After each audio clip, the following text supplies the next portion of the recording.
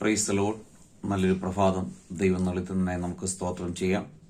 ഈ രാവിലെ സമയത്ത് ദൈവത്തിന്റെ പരിശുദ്ധാത്മാവ് നമുക്ക് നൽകുന്ന ആലോചന യെശയ്യാ പ്രവാചകന്റെ പുസ്തകം 54 അധ്യായം 17 വാക്യം.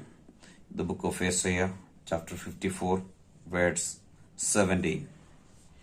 നിനക്ക് വിരോധമായി ഉണ്ടാകുന്ന യാതൊരായുധം ഫലിക്കുകയില്ല. ന്യായവിസ്താരത്തിൽ നിനക്ക് വിരോധമായി എഴുന്നേൽക്കുന്ന എല്ലാ നാവിനെയും നീ കുറ്റം വിധിക്കും. യഹോവയുടെ ദാസന്മാരുടെ അവകാശവും എൻ്റെ പക്കൽ നിന്നുള്ള അവരുടെ നീതിയും ഇതുതന്നെ ആകുന്നു എന്ന് യഹോവ അരുളി ചെയ്യുന്നു.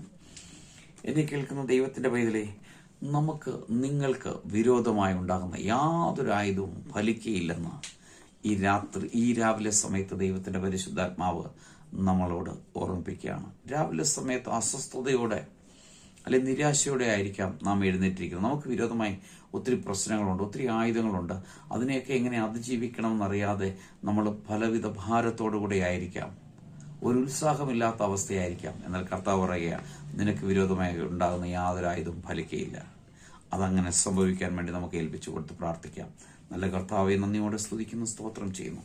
ഈ രാവിലെ സമയത്തിനെ കേൾക്കുന്ന എല്ലാ പ്രിയപ്പെട്ടവരെയും ഈ തിരുവെഴുത്ത് പ്രകാരം പിതാവിന്റെയും പുത്രന്റെയും പരിശുദ്ധാത്മാവിന്റെയും നാമത്തിൽ അനുഗ്രഹിച്ച് പ്രാർത്ഥിക്കുന്നു. യേശുവിന്റെ നാമത്തിൽ പിതാവേ, ആമേൻ.